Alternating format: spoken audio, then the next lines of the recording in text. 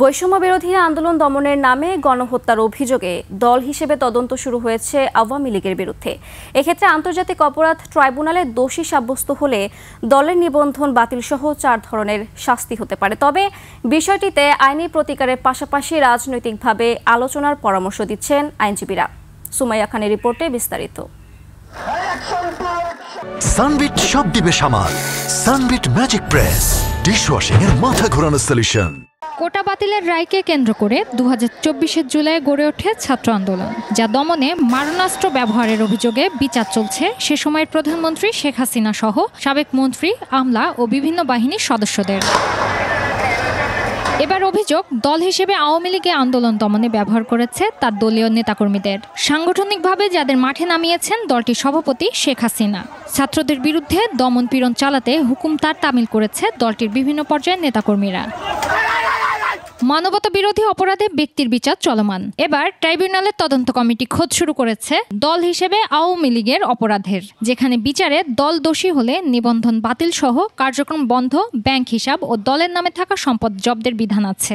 4 ধরনের শাস্তির কথা এই আইনে বলা আছে। প্রথম হলো, এই অর্গানাইজেশনকে তার কার্যক্রমকে সাময়িক বা স্থায়ীভাবে বন্ধ ঘোষণা করতে পারবে ট্রাইব্যুনাল, অথবা এই অর্গানাইজেশনের লাইসেন্স অথবা নিবন্ধন বাতিল করতে পারবে বা সাময়িক সাসপেন্ড করতে পারবে। আরেকটি শাস্তির কথা বলা আছে, সেটি হলো এই অর্গানাইজেশনের যদি কোনো প্রপার্টি থেকে থাকে সেটা কনফিস্টিকেট করতে পারবে, অর্থাৎ রাষ্ট্রের অথবা ভিকটিমদের বরাবর বাজেয়াপ্ত ঘোষণা করতে পারবে। আরও একটি, সেটি হলো যে এই সংগঠনটিকেই ব্যান করতে পারবে। এক্ষেত্রে শুরুতেই দলের প্রধান সহ অপরাধ সংগঠনকালীন সময়ে কমিটিতে থাকা ব্যক্তিদের বিরুদ্ধে মামলা রুজু হবে।